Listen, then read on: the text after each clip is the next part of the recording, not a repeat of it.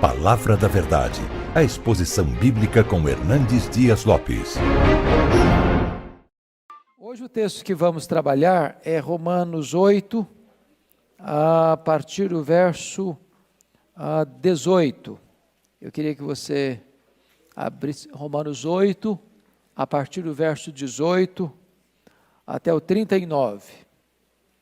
Nós vamos fazer essa leitura e depois vamos considerar juntos esta preciosa passagem da Bíblia.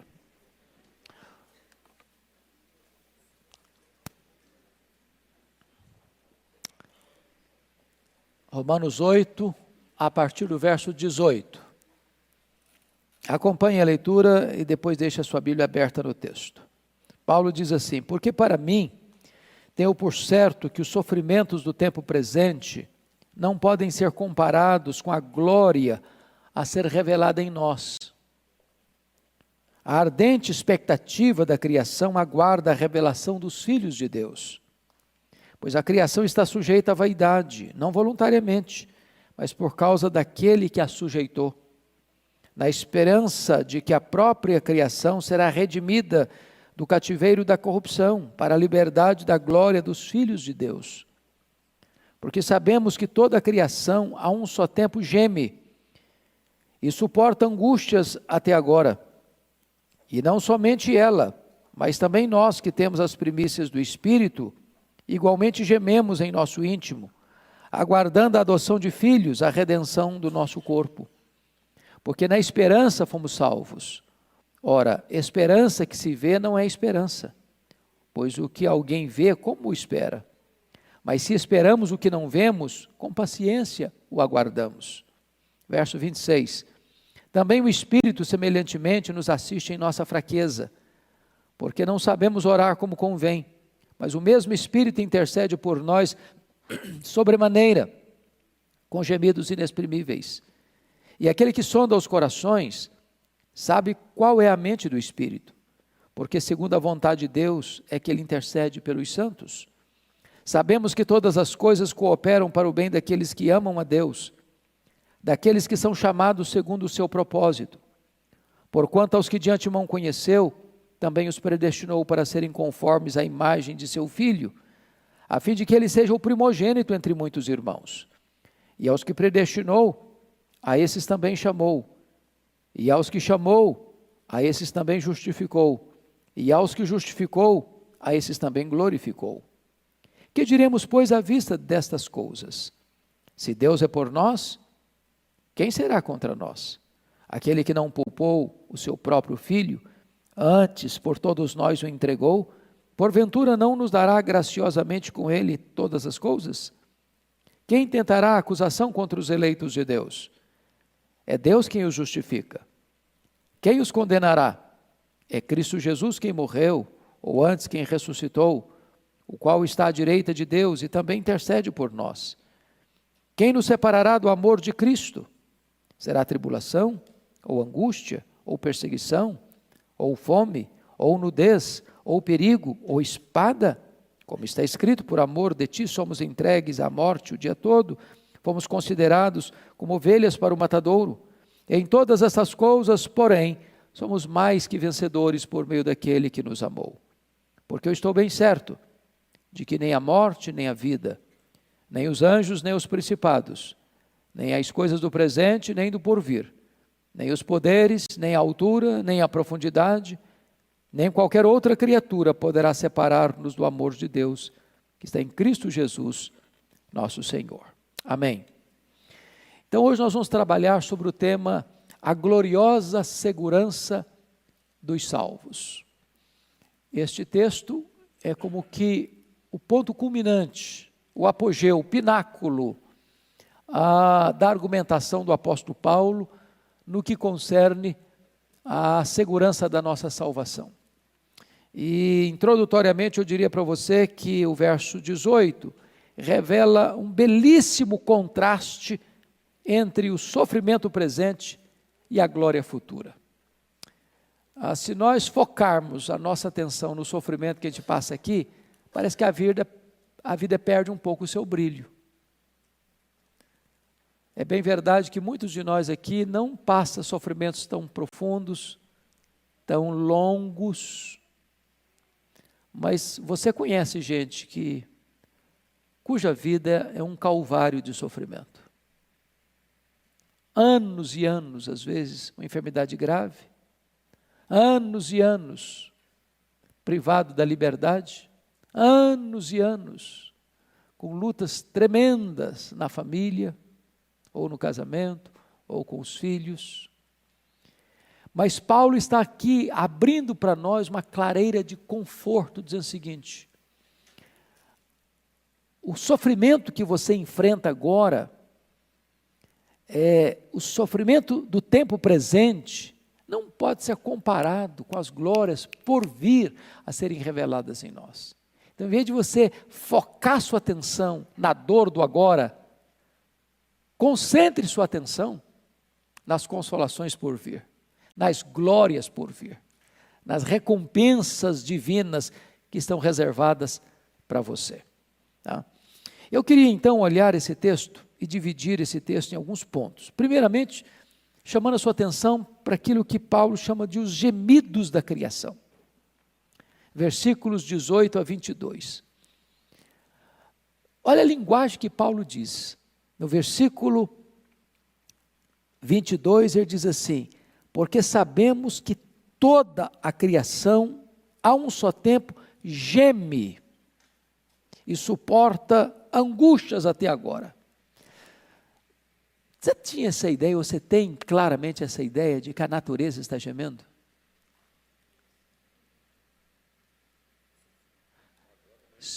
Mais do que nunca, né? Se contorcendo com cólicas intestinais.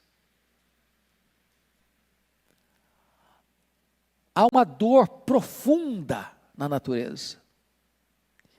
E é muito importante entender que quando os nossos pais caíram no Éden, eles não trouxeram, desculpa da expressão pesada, desgraça apenas para eles.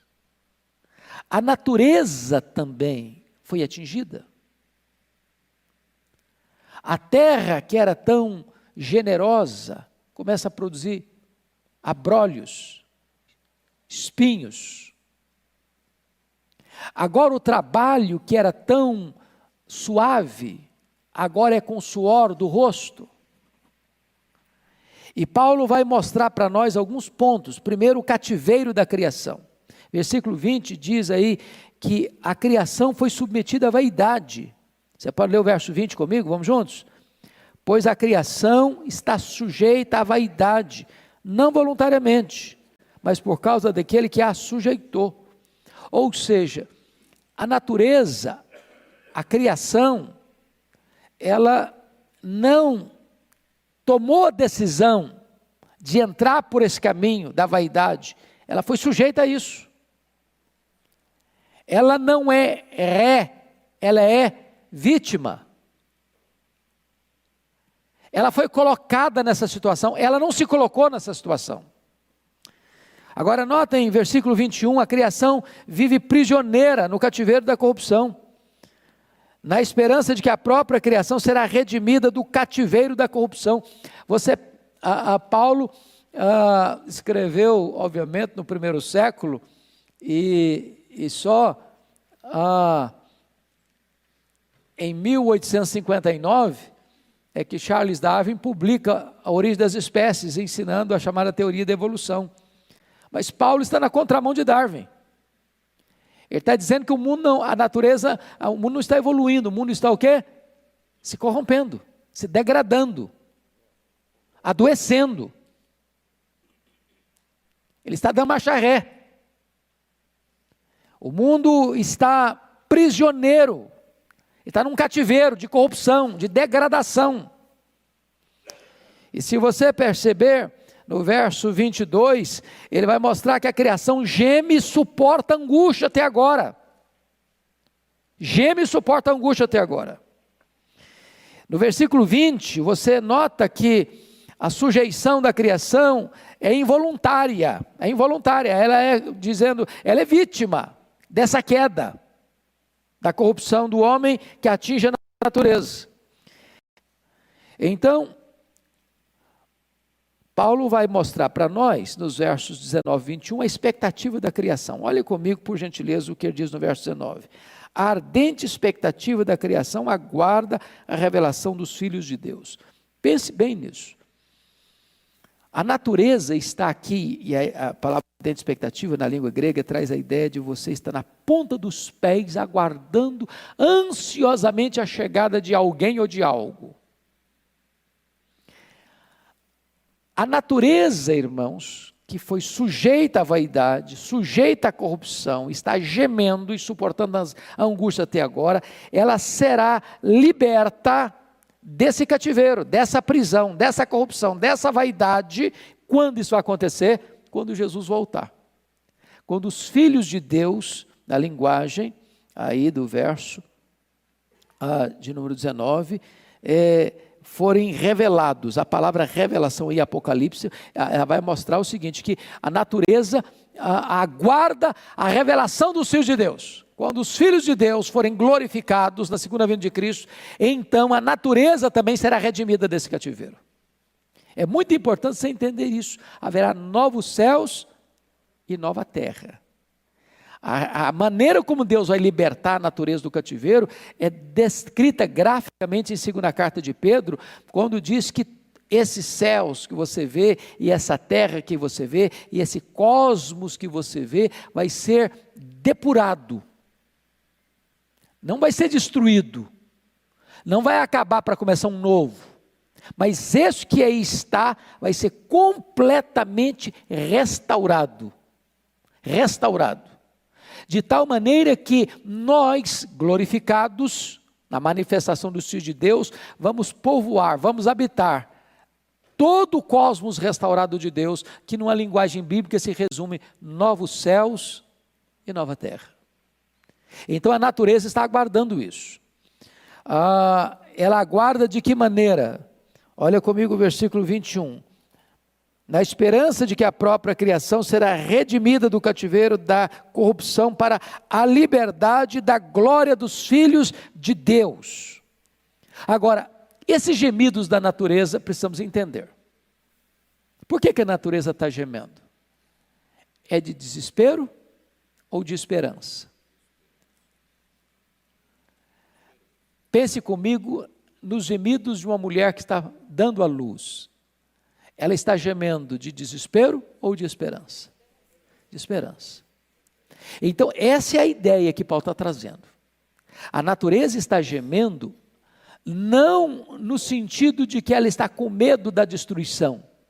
Ela está gemendo na expectativa da redenção, da purificação, da glorificação, de ela ser tirada desse cativeiro, e ela ser completamente restaurada, de tal maneira que a natureza, ele está dando personificação à natureza, a natureza está aguardando ansiosamente que Jesus volte, que a igreja seja glorificada, porque no momento que Jesus volta e a igreja for glorificada, a natureza será redimida desse cativeiro, e então nós teremos novos céus e nova terra. Então, é muito importante você perceber isso na linguagem e na teologia do apóstolo Paulo. Mas ele faz uma transição agora dos gemidos da natureza para os gemidos da igreja. Olha comigo o versículo 23. Vamos juntos, 23? E não somente ela, ou seja, a criação, mas também nós, que temos as primícias do Espírito, igualmente gememos em nosso íntimo, aguardando a adoção de filhos, a redenção do nosso corpo. Se você está observando, os gemidos da igreja também não são gemidos de desespero, mas são gemidos de esperança. Nós gememos aguardando o quê? A adoção de filhos, a redenção do nosso corpo. Então, por que você e eu gememos, diz o apóstolo Paulo aqui no versículo 22? É porque nós já recebemos as primícias do Espírito. Sabe o que significa isso? Nós já recebemos o penhor do Espírito. Sabe o que significa isso? Deus já te deu uma espécie de antegosto do céu. Deus já te deu uma espécie de prova inicial do que vai ser a glória. E então, como você já recebeu essas primícias, você já tem uma noção do que vai ser o céu, porque o Espírito Santo habita em você como garantia da sua glorificação. Você aguarda na ponta dos pés, nessa expectativa, esta adoção de filhos, a redenção do nosso corpo. E redenção do nosso corpo é uma palavra sinônima de ressurreição do nosso corpo. Onde nós teremos um corpo que não vai ficar cansado, não vai ficar velho, não vai ficar enrugado, não vai ficar fraco, não vai ficar senil. Aguardar esse corpo imortal, incorruptível, poderoso, glorioso, espiritual, celestial, semelhante ao corpo da glória do Senhor Jesus, é a razão dos gemidos da igreja. Agora, olhe mais, por gentileza, comigo. Versículo 24 e 25, diz que os gemidos da igreja não são gemidos por aquilo que se vê, mas pelo anelo do que se não vê. Ele diz no versículo 24 assim, porque na esperança fomos salvos. Ora, a esperança que se vê não é esperança, pois o que se alguém vê, como espera? Mas se esperamos o que não vemos, com paciência o aguardamos. Ele está dizendo o seguinte, eu não estou gemendo, aguardando aquilo que eu vejo. Estou querendo riqueza, não estou querendo sucesso humano, é aquilo que eu apalpo, que eu vejo. Não, eu estou aguardando e gemendo por aquilo que eu não posso ver. Porque eu fui salvo na esperança, ou seja, você não tomou posse ainda. Você tem certeza da vida eterna? Você tem. Mas você já tomou posse da forma plena da vida eterna? Ainda não. Você ainda não está na glória. Você ainda não está no céu. Você ainda não foi glorificado. Você ainda está num corpo limitado. Você ainda não está num corpo frágil. Você ainda está nesse mundo caído. Você ainda tem no seu coração inclinação para o mal. Você ainda entristece o Espírito Santo.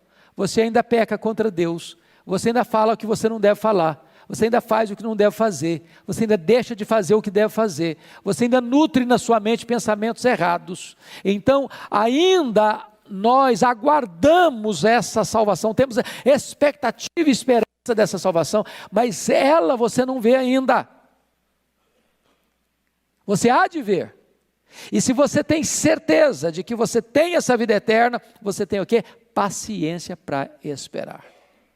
Nesse interregno da posse, direito de posse e posse plena, você aguarda, você espera, com paciência, diz o apóstolo Paulo. Pois bem, aí ele vai fazer uma outra transição, a transição do gemido da criação para os gemidos da igreja e dos gemidos da igreja para os gemidos do Espírito Santo. Aí você percebe uma coisa linda, a natureza geme, a igreja geme, Deus geme. Esses gemidos saem do limite da terra e chegam aos céus. Esses gemidos saem do inanimado da criação, ou da criação irracional, para a criação racional, que são os homens, para a própria divindade. E agora compara comigo o versículo de número 26. Também o Espírito semelhantemente nos assiste em nossa fraqueza, porque não sabemos orar como convém. Aqui tem algo que nos impressiona muito, porque ele está dizendo o seguinte, também o Espírito, qual a palavra que segue aí? Semelhantemente. A natureza está gemendo, a igreja está gemendo, o Espírito Santo está gemendo. Por que o Espírito Santo geme? Você já parou para pensar nisso? E aqui eu queria que você olhasse comigo alguns aspectos. Se Paulo está aqui nesse texto mostrando que nós temos uma segurança eterna, ele diz que essa segurança eterna não é por causa da nossa força. Nós não estamos fincados na autoconfiança para ter certeza. Nós temos segurança eterna e certeza inabalável, apesar de quê? Da nossa fraqueza. Você se acha fraco? Reconhece as suas fraquezas? Que tipo de fraquezas nós temos?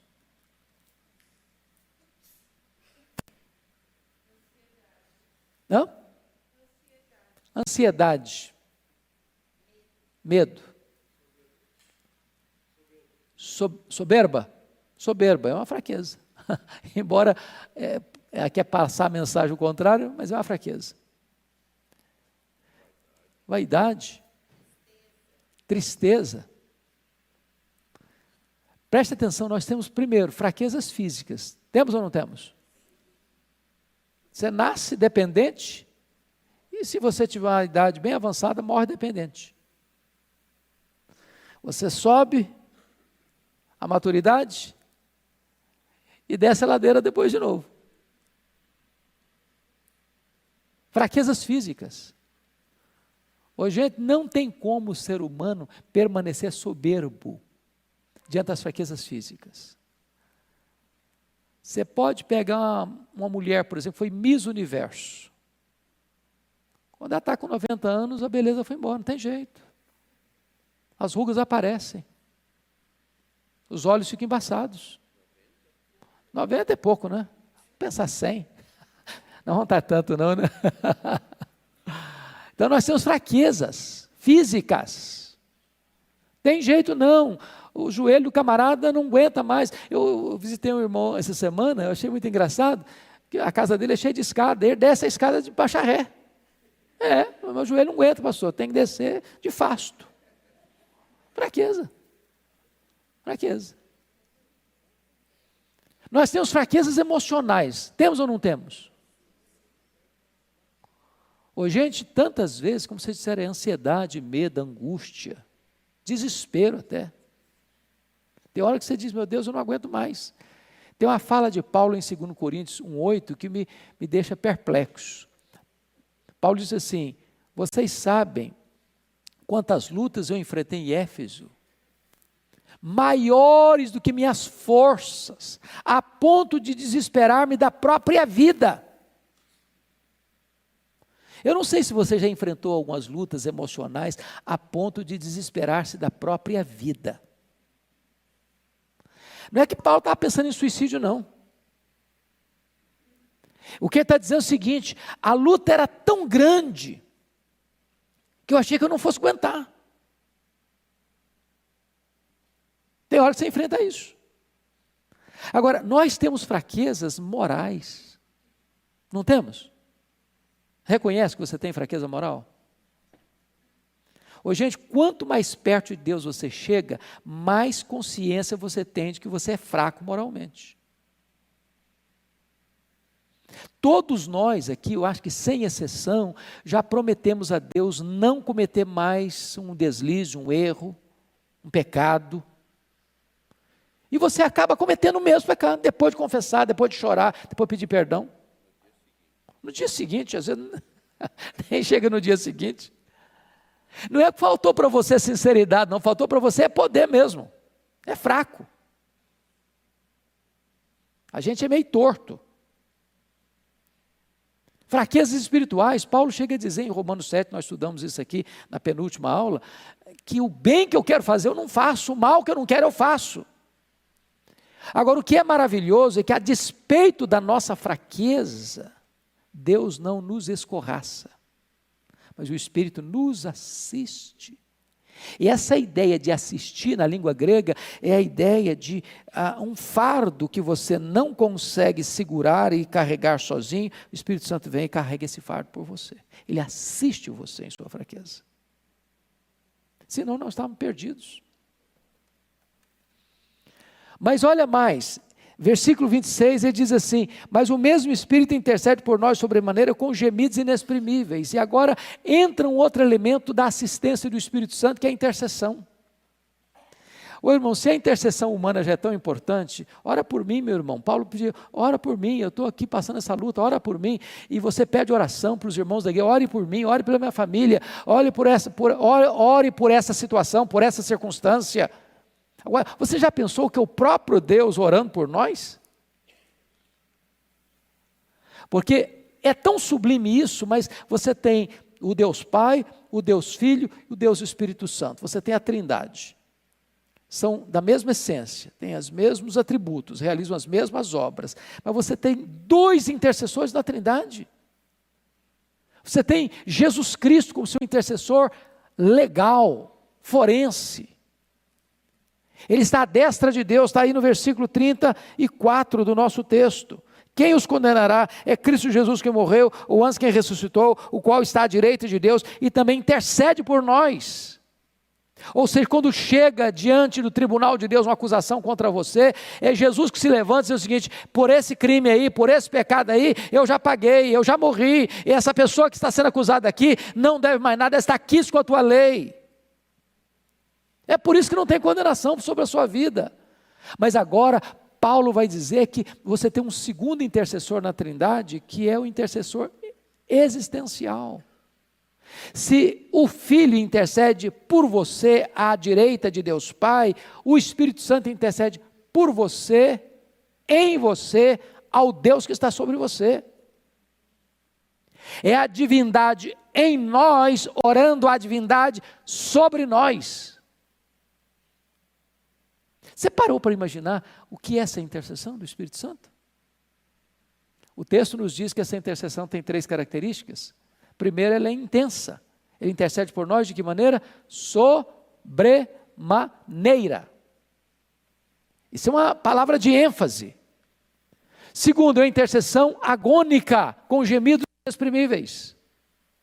Terceiro, é a intercessão eficaz. O verso 27 diz que é segundo a vontade de Deus é que Ele intercede pelos santos, ou por nós.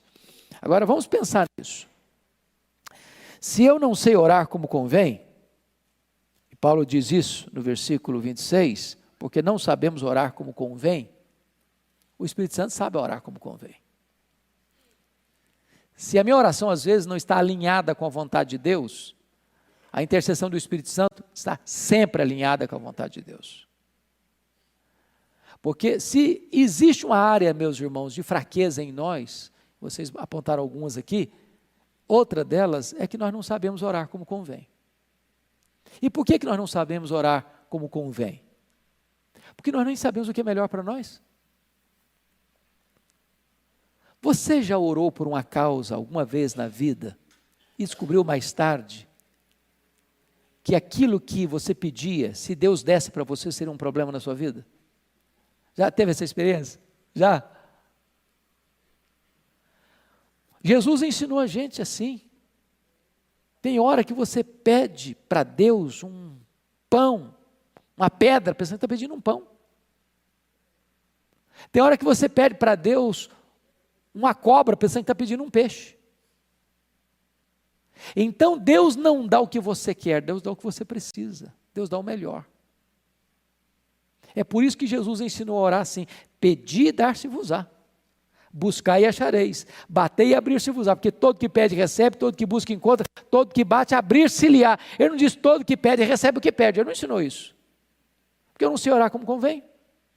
Se Ele me desse tudo o que eu peço, eu estaria arruinado. Eu sou tão limitado e tão fraco que eu só enxergo um palmo na frente do meu nariz. Eu não enxergo na curva, eu não enxergo no escuro. Eu não enxergo o final da linha.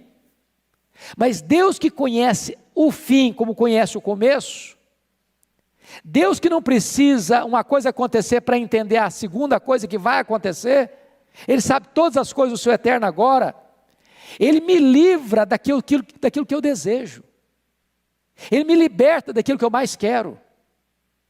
Ele diz: meu filho, eu não vou atender você, que você não sabe o que você está pedindo. Mas o Espírito Santo intercede por nós, sempre alinhado com o propósito e com a vontade soberana de Deus. Ele nos assiste em nossa fraqueza. Ele intercede por nós com gemidos inexprimíveis.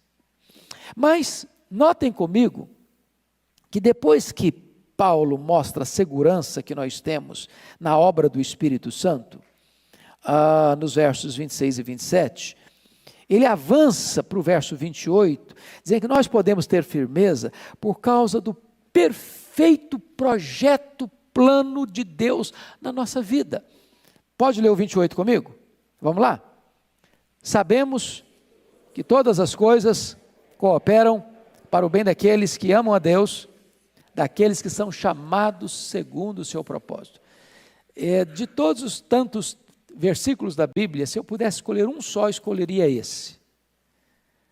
Esse texto para mim é de uma riqueza incomparável. E eu gosto da maneira como Paulo começa, sabemos. Ele não diz assim, sentimos. Ele diz, sabemos. E a palavra aqui na língua original é uma palavra oriunda da matemática. É um termo exato. Não tem possibilidade de variação. É isso mesmo. É concreto. É objetivo. É categórico. Sabemos. E sabemos o quê? Que algumas coisas, que as melhores coisas, todas as coisas cooperam para o bem daqueles que amam a Deus. Mas, irmãos, entender isso é muito importante. Porque vejam comigo, por favor. Se eu não entender bem esse versículo, eu posso chegar a conclusões perigosas. Primeiro, Paulo está ensinando que todas as coisas que acontecem com você e comigo são coisas boas. Ele está dizendo isso?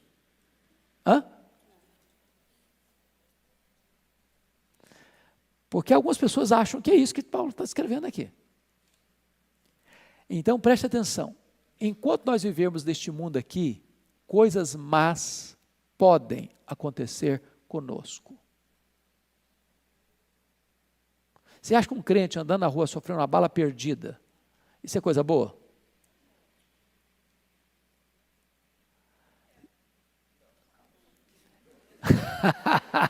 Eu não quero essa coisa boa não, você está querendo? Veja bem, o camarada vai ao médico, ele é um pai de família, é uma mãe de família, ou um filho de família, seja o que for, e eu falo, olha, você está com câncer, é um câncer agressivo, e sua estimativa de vida é 1 ano, isso é uma coisa boa? Não, não é uma coisa boa.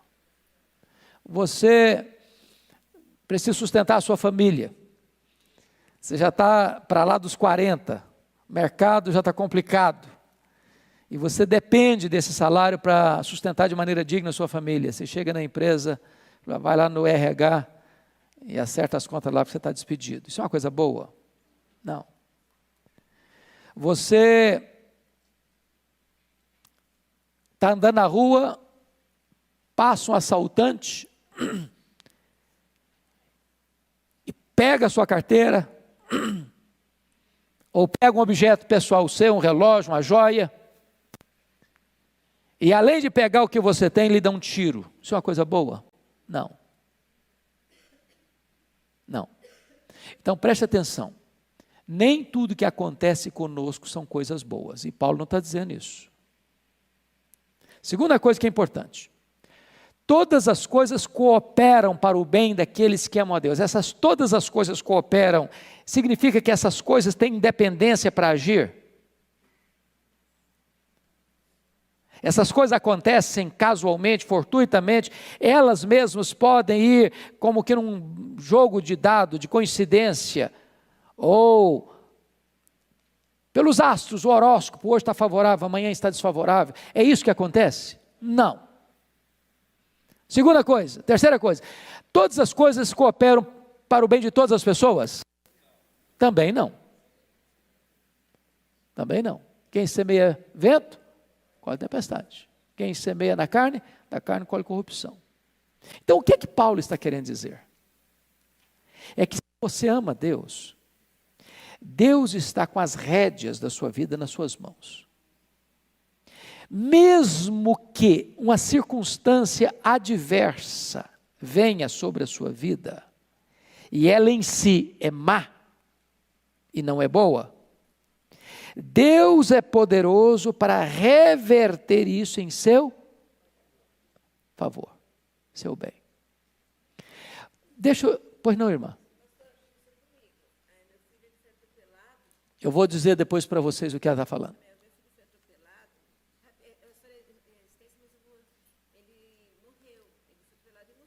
Uhum. O cara fugiu e depois que Claro que foi. Ela está dizendo que o filho dela foi atropelado e veio a óbito. Foi uma coisa ruim? Óbvio que foi. É óbvio, uma dor indescritível. Um pai e uma mãe enterram um filho. Mas depois desse fato, a vida dela foi transformada, a família dela foi transformada, impactada.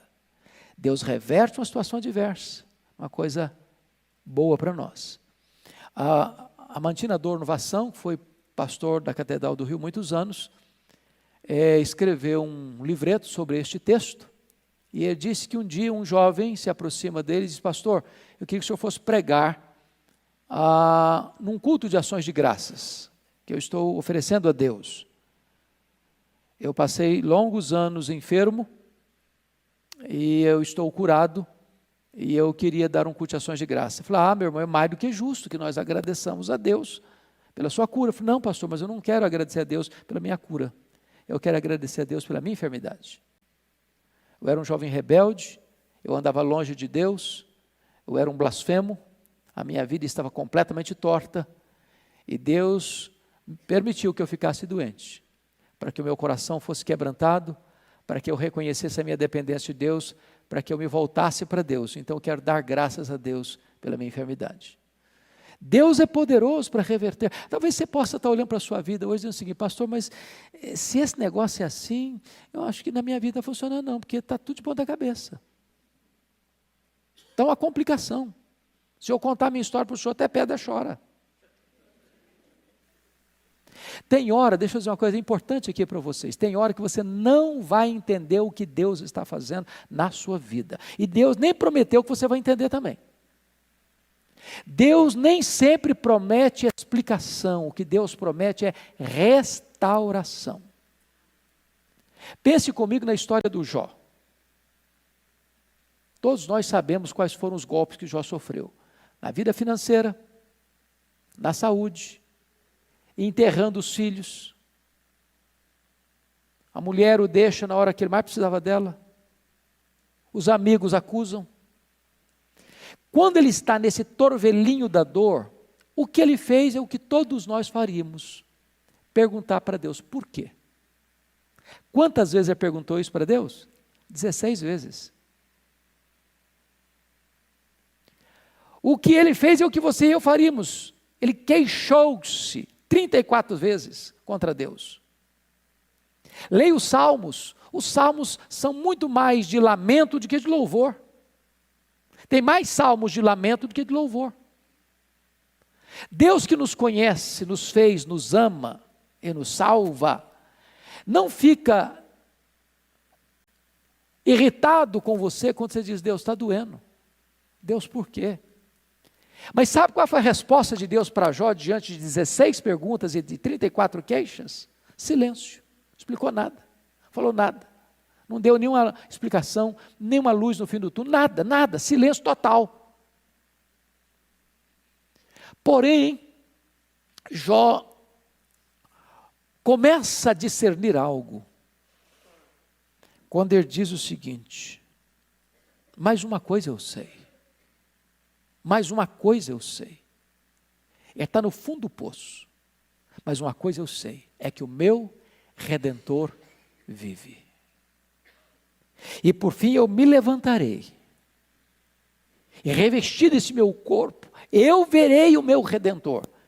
O sofrimento do tempo presente não é para comparar com as glórias por vir a serem reveladas em nós. E dizer: se Deus existe, e Ele é bom, e Ele é soberano, e Ele vai me levar para a glória, a despeito do drama que eu estou vivendo hoje, porque Ele inspira canções de louvor nas noites escuras. Quando Deus se revelou a ele, Deus não explicou nada. Você já percebeu isso? Leia Jó 42, e Deus não deu nenhuma explicação para ele. Deus foi se revelando para ele. E quando Deus se revela para ele, ele descobre algumas coisas. Agora eu sei que tudo pode, nenhum dos teus planos pode ser frustrado. Eu te conheci só de ouvir, mas agora os meus olhos te veem, por isso eu me abomino no pó e na cinza.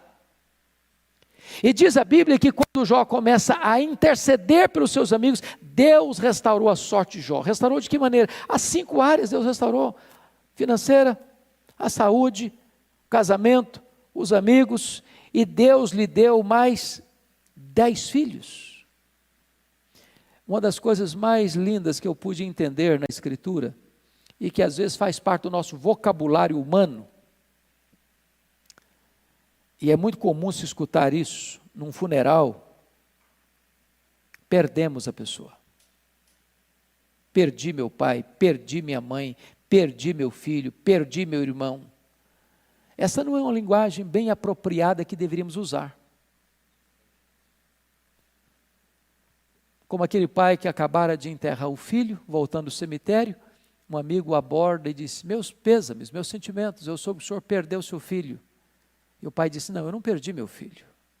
Você perde alguém quando você não sabe onde ele está e com quem ele está.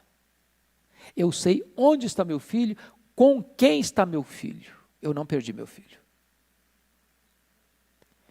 Quando a Bíblia diz que Deus restaurou a sorte de Jó, Ele deu em dobro, até nos filhos, Deus deu em dobro.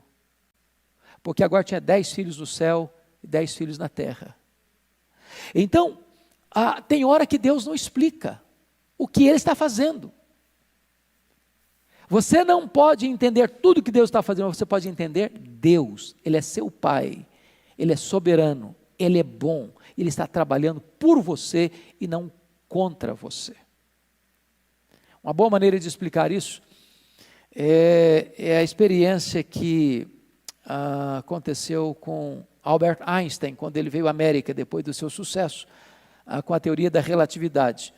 Alguém chega e pergunta para sua esposa, uma repórter, logo que ele desembarcou, perguntou para ela assim, que o acompanhava: a senhora compreende a complexa teoria da relatividade pela qual o seu marido é tão famoso no mundo? Ela respondeu: não, eu não compreendo a complexa teoria da relatividade pela qual meu marido é tão famoso no mundo, mas eu compreendo o meu marido. Eu compreendo o meu marido. Às vezes, irmãos, nós olhamos para a vida pelo avesso. Pelo avesso. Pelo avesso que eu estou dizendo, é só olhando o sofrimento do tempo presente, sem equilibrar isso no prato da balança com a glória por vir. Um pastor foi visitar uma jovem que tinha sepultado a sua mãe, e a moça estava muito amargurada com Deus. Nas palavras de Philip Yancey, decepcionada com Deus. Aí o pastor está visitando a moça, ela desfilando a sua mágoa, a sua revolta, a sua tristeza com Deus, etc, etc, etc, etc, e fazendo um bordado à mão, conversando com o pastor e fazendo um bordado. Já aconteceu isso com você? Você faz uma visita para alguém, a pessoa está fazendo alguma coisa, ela continua fazendo, e você está conversando, ela está continuando o seu trabalho? Pois é, desse jeito. E lá pelas tantas, depois de tanta mágoa que ela pôs para fora, o pastor pegou assim o bordado da mão dela, virou o bordado pelo avesso e disse: eu não entendo uma coisa, você é uma moça tão inteligente, você é uma moça tão prendada, faz um negócio tão feio desse aqui? Aí ela ficou chocada, disse: mas também o senhor está olhando o negócio pelo lado avesso, como é que o senhor vai ver beleza? Aí o pastor disse: filha, você está muito magoada porque você está olhando a vida pelo lado avesso. Olhe pelo lado direito. Todas as coisas cooperam para o bem daqueles que amam a Deus. Olhe na perspectiva de Deus. Mas talvez a pergunta mais complexa desse versículo é esta: que bem é esse? Todas as coisas cooperam para o bem daqueles que amam a Deus. A pergunta é: que bem é esse? Eu quero ouvir vocês, que bem é esse? A esperança da salvação, que mais? Que bem é esse? A correção, às vezes. Saber que ele está no controle. Que bem é esse? Podem falar. Conhecimento. Que bem é esse? A paz. Que bem é esse? A segurança que temos nele. Todas as respostas que deram estão certas, mas não é o ponto central ainda. A resposta do texto está no verso 29. Que bem é esse? E Paulo explica o que ele disse no verso 28, no verso 29, dizendo o seguinte: Deus nos predestinou para sermos conformes à imagem de seu Filho, a fim de que ele seja o primogênito entre muitos irmãos. Sabe qual é o grande projeto de Deus na sua vida? E desde a eternidade Deus planejou isso, e Deus está trabalhando ao longo da sua vida nesse projeto. É fazer de você uma pessoa parecida com Jesus. Esse é o grande bem. Deus está esculpindo em você a imagem de Cristo. Pense você em Miguel Ângelo. Miguel Ângelo foi um dos maiores escultores da história da humanidade. Você sabia que Miguel Ângelo só concluiu 14 projetos dos que começou? No mármore. Agora, se o mármore pudesse falar, toda vez que o formão entrava lá e o martelo batia, e caía uma lasca de pedra, eu podia gemer, podia gritar, podia chorar, espernear.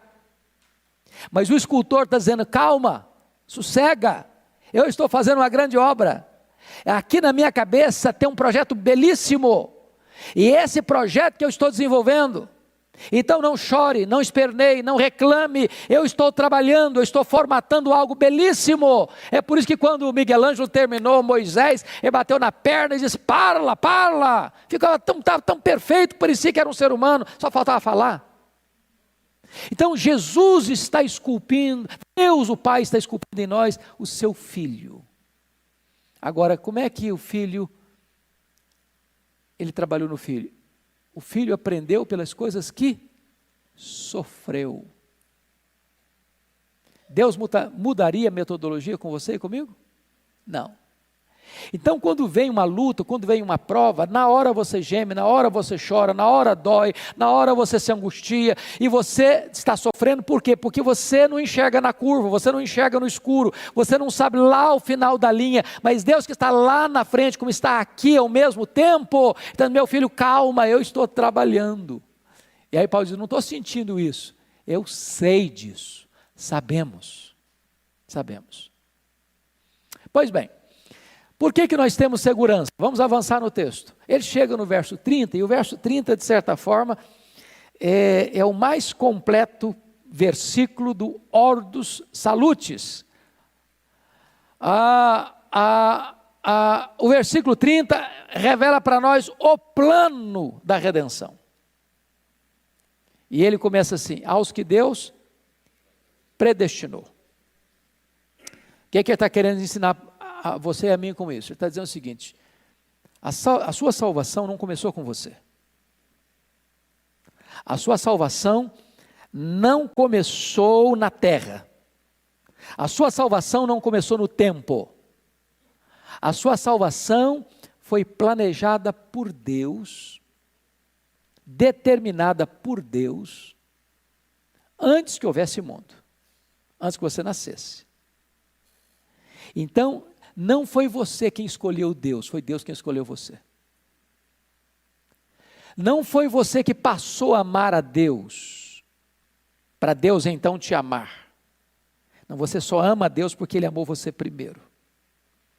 Pergunta: Deus escolheu você por quê? Porque Ele previu que você ia crer, então Ele escolheu? Não. Está escrito em Atos 13, 48 assim: todos quantos foram predestinados para a vida eterna, creram. De tal maneira que a fé não é a causa da predestinação. A fé é consequência da predestinação. Você não foi eleito porque creu. Você creu porque foi eleito. Sabe o que acontece isso? Tira da sua mão qualquer sentimento de vaidade, de soberba, ou diz: não, eu alcancei minha salvação, eu vou chegar lá no céu e receber a medalha de honra ao mérito, eu vou chegar lá e dizer: eu estou aqui porque eu fiz por onde, eu cheguei aqui porque eu mereci, eu cheguei aqui porque eu sou bom, eu cheguei aqui porque eu sou um crente batuta, Eu cheguei aqui porque Deus foi muito sábio ao me escolher, porque se Ele não me escolhesse, Ele teria cometido um erro gravíssimo, porque eu sou alguém maravilhoso. Não, você vai chegar lá de cabeça inclinada. Foi graça. Aos que Deus predestinou, a esse Deus fez o quê? Também chamou. Preste bem atenção nisso. Que chamado é esse? Você sabe que tem dois chamados, um chamado geral e um chamado específico, um chamado dirigido aos ouvidos e outro chamado dirigido ao coração. Muitos são chamados, poucos escolhidos. Jesus diz assim: as minhas ovelhas ouvem a minha voz e me seguem. De tal maneira que os que foram predestinados, ao serem chamados, ouvem a voz do pastor. Irmãos, isso é glorioso, glorioso, porque duas pessoas escutam o mesmo sermão, um se quebranta, o outro endurece. O mesmo sermão, o mesmo pregador, no mesmo lugar, no mesmo dia, sob as mesmas circunstâncias. O mesmo sol que endurece o barro, amolece a cera. Então, o que significa esse chamado? Quando você escuta a voz do Evangelho, o Espírito Santo vem, tira o tampão do ouvido, tira a venda dos olhos, vai lá no seu coração de pedra, tira-o, bota um coração de carne, muda as disposições íntimas do seu coração, e você passa por uma experiência que a Bíblia chama de regeneração. Regeneração você não tem nem consciência. Sabia disso? Por exemplo, que consciência você teve no dia que você foi concebido no ventre da sua mãe? Você lembra? Você ajudou um pouco? Colaborou lá para a coisa acontecer? Ativo ou passivo você estava nessa hora? Completamente passivo. Nem consciência você tinha, mas você foi gerado. Assim é também espiritualmente. Houve um momento em que o Espírito Santo entrou lá dentro de você e mudou as suas disposições íntimas, até porque você estava morto. Um morto não sente, um morto não fala, um morto não reage, um morto recebe vida. Agora, essa conversão, e aí já é externo, a conversão é externa, ela tem dois elementos, arrependimento e fé. Aí você é consciente do que aconteceu. Aí eu me arrependo dos meus pecados. Aí eu creio no Senhor Jesus. E então você foi chamado. E chamado o quê? Eficazmente. E aos que foram chamados, o que prossegue o texto? Eles foram também o quê? Justificados. Essa é a obra gloriosa, porque justificado é algo que acontece fora de você, no tribunal de Deus. Não tem graus. Preste bem atenção nisso. Justificação é um ato. Só acontece uma única vez. Não se repete mais. Não acontece mais na vida de um que na vida do outro. O crente mais fraco e o crente mais piedoso do mundo está justificado, ou estão justificados na mesma medida. É um ato legal. Como assim legal? Deus está dizendo o seguinte: você é pecador, eu sou pecador. Ao chegar no tribunal de Deus, eu não posso passar pelo filtro da justiça divina, pelas minhas palavras, pelas minhas obras, pelas minhas omissões, pelos meus sentimentos. Então, no tribunal de Deus, para ser julgado, estou frito. Porque qual o padrão para passar? No crivo. Perfeição. Eu não sou perfeito. Se você guardar toda a lei e tropeçar num único ponto, você é culpado da lei inteira. Então quem passa nesse tribunal de Deus pelas obras? Ninguém. Ninguém. Ninguém. Então como é que se salva? Se ninguém passa pelos méritos, se ninguém passa pelas obras, se ninguém passa pela religião, se ninguém passa por aquilo que é, por aquilo que faz, como é que faz então para ser salvo? Aí a Bíblia diz que Deus mandou Jesus como seu representante, como seu fiador, como seu substituto, e ele assumiu o seu lugar, levou sobre o seu corpo os seus pecados, e ele pagou a sua dívida, e ele morreu pelos seus pecados, segundo as Escrituras. No momento em que ele morreu no seu lugar, pagando a sua dívida, por você, Então, Deus está dizendo o seguinte: agora a dívida está quitada, agora a justiça foi satisfeita, agora por causa da justiça do meu filho, colocado na sua conta, eu declaro que você não tem mais culpa. Isso é justificação. Agora, vamos entender isso, irmãos, porque justificação é uma coisa que a linguagem humana é diferente, a justiça humana é diferente. Eu pergunto a vocês, a quem a justiça humana justifica? Ao justo ou ao injusto? A quem a justiça humana justifica? Ao justo. Ao justo. Agora, eu pergunto a você, é justo o justo justificar o injusto?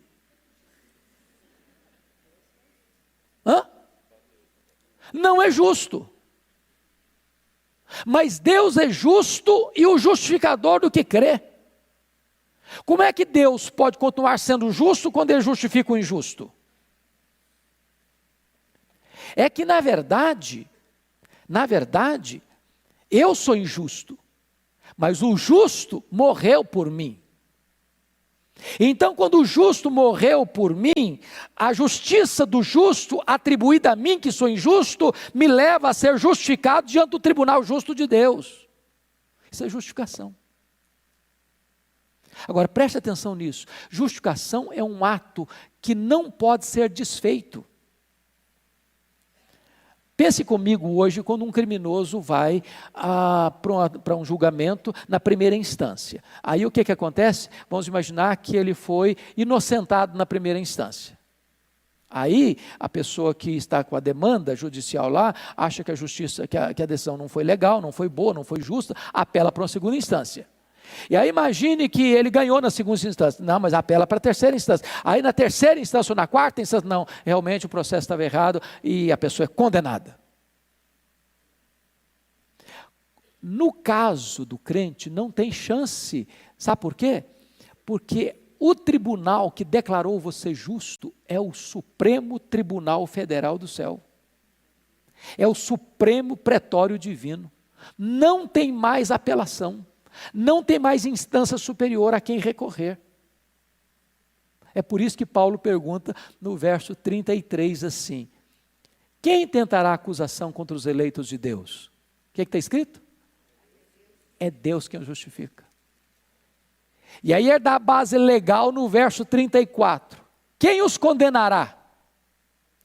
Aí é da base legal por que não tem chance de você ser condenado. Foi Cristo quem morreu. Ou antes quem ressuscitou, o qual está à destra de Deus e também intercede por nós. Sabe o que ele está dizendo? Deus é justo para não punir o mesmo crime duas vezes. Se Ele puniu no seu Filho, não vai punir em nós. Louvado seja Deus. No dia que você entender a doutrina da justificação, o seu coração descansa. Descansa. Você não foi salvo porque você é bom, você não foi salvo porque você merece, você foi salvo porque o justo morreu por você que é um pecador. Pois bem, Paulo conclui assim: e aos que justificou, a esses também o quê? Glorificou. Aí a palavra glorificação aí vira verbo, né? Glorificou. Qual o tempo desse verbo aí? Quem é bom de português? Qual o tempo? Que pretérito é esse aí? Pretérito perfeito. Perfeito.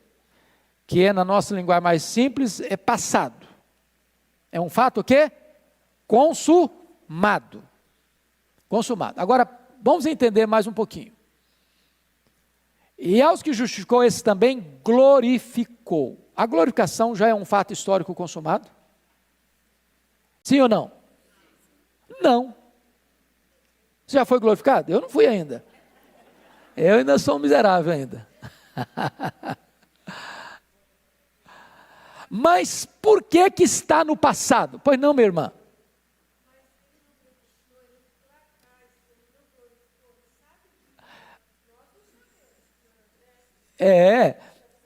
Exato. Esse é o ponto. Na mente de Deus, nos decretos de Deus, você já está glorificada. E embora historicamente isso não aconteceu. O que o texto está querendo mostrar para nós é o seguinte: decreto de Deus e realidade é a mesma coisa. Quando Deus determina, Deus não faz rascunho nos seus planos.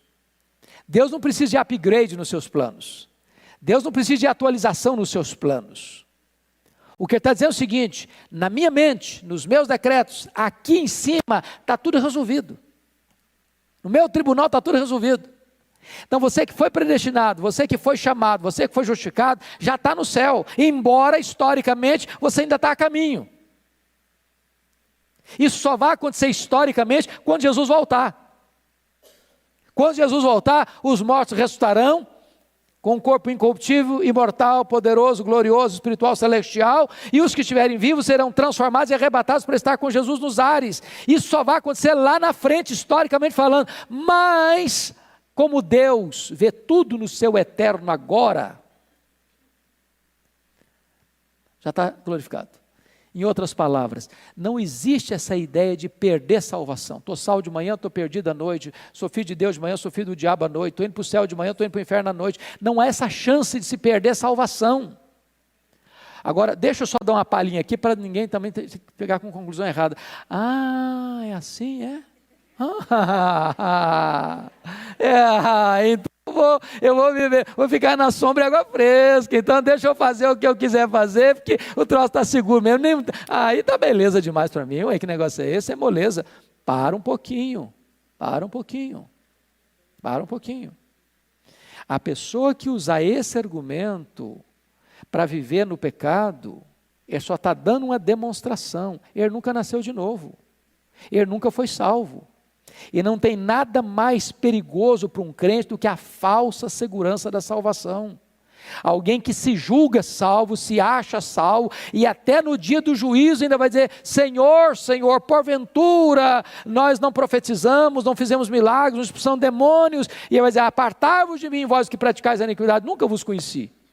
Então presta atenção nisso. Se uma pessoa é salva, ela não ama o pecado é um acidente da vida dela. Quando ela comete um pecado, e comete, ela fica triste.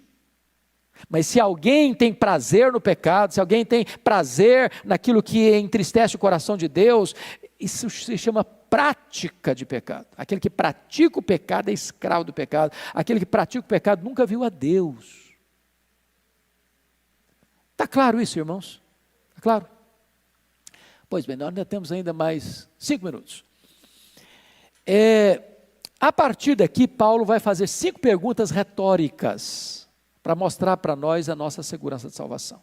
Primeira pergunta retórica, verso 31. Se Deus é por nós, quem será contra nós? Sabe o que ele está dizendo? Deus é por você, Deus está do seu lado. Se Deus está do seu lado, não tem derrota na sua vida. Segunda pergunta, versículo 32, aquele que não poupou seu próprio filho, antes por todos nós o entregou, porventura não nos dará graciosamente com ele todas as coisas? Pense nisso, no maior e no menor, no mais importante e no menos importante. Se Deus já nos deu o mais importante, o melhor, o seu próprio filho, você acha que sonegaria você agora as outras coisas? Ele faria o maior e deixaria de fazer o menor? É um argumento lógico. Paulo é irresistivelmente eloquente na sua lógica. Impossível. Porque ele já nos deu prova de que ele deu o máximo, ele deu a si mesmo, ele deu o seu filho. Terceira pergunta, versículo 33. Quem tentará acusação contra os eleitos de Deus? A Bíblia diz que o diabo é o nosso acusador. E tem outras pessoas que parece que também imitam o papel do diabo e acusam. É por isso que a palavra lá em Timóteo, quando fala de acusadores, a palavra lá é diabolos. Dá uma olhadinha, por favor. 1 Tessalonicenses, 1 Timóteo capítulo 3,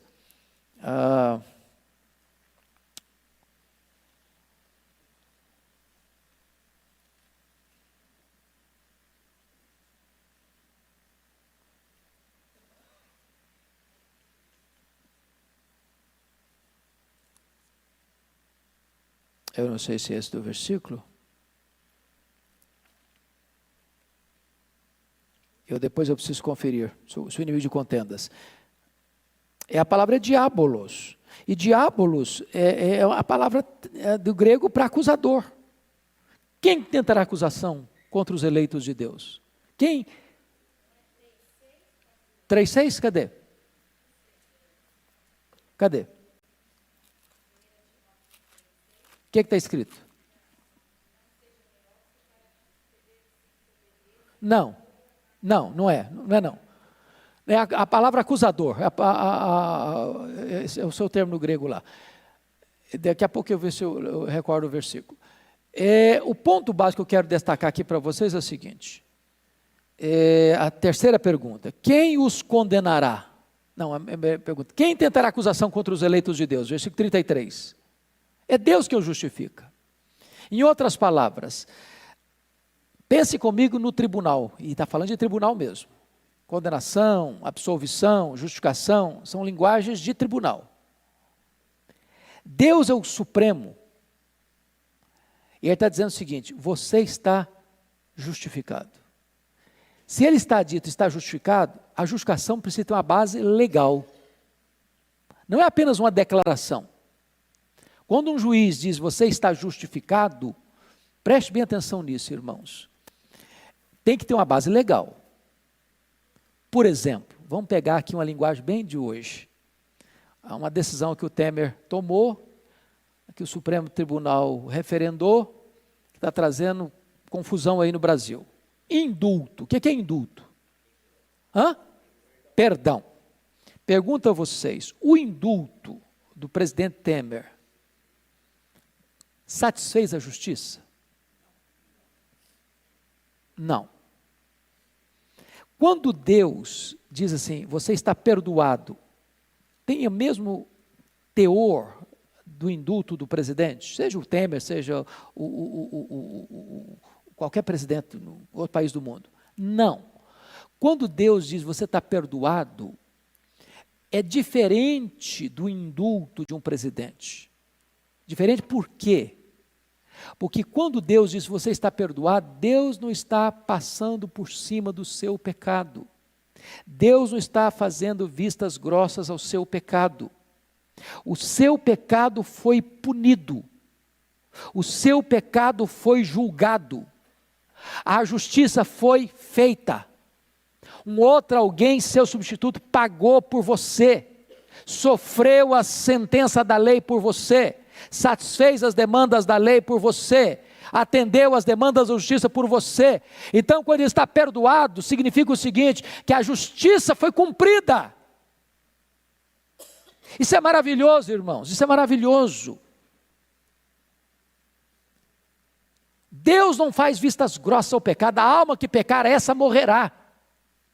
Então você está perdoado porque um outro alguém morreu por você. Agora você pergunta o seguinte, bom, eu sou crente, ok, sou crente, eu peco, e agora, o que eu faço? Qual a diferença do outrora de crer em Jesus eu pecava e agora eu sou crente e peco? É que lá você era réu, aqui você é filho. Aqui quando você peca, você precisa fazer uma coisa. 1 de João 1,9, o que está escrito? Se confessarmos os nossos pecados, Ele é fiel e justo para nos perdoar os pecados e nos purificar de toda a injustiça. O que é a palavra confessar? Na língua grega é homologel, de onde vem a palavra homologar. Deus, eu concordo que eu pequei.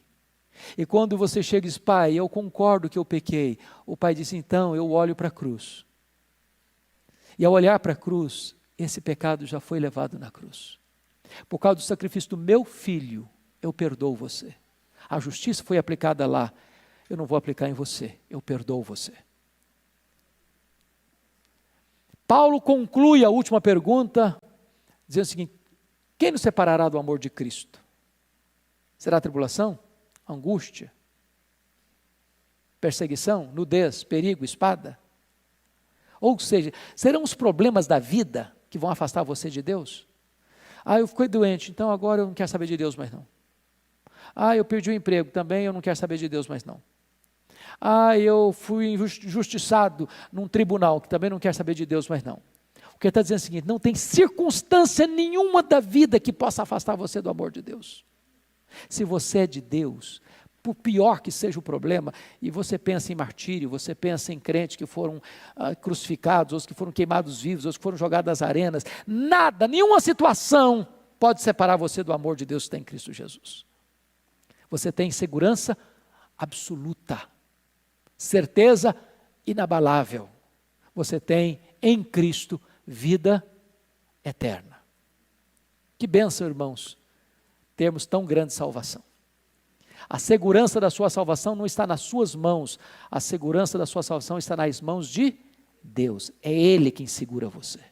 Está escrito no Salmo 73 que Ele guia você com o seu conselho eterno e depois recebe você na glória. Então vamos ficar em pé e vamos orar. Vou pedir o Zé, você consegue vir aqui, Zé? Eu não sei se tem microfone. Aqui, vai trazer para você, meu amado.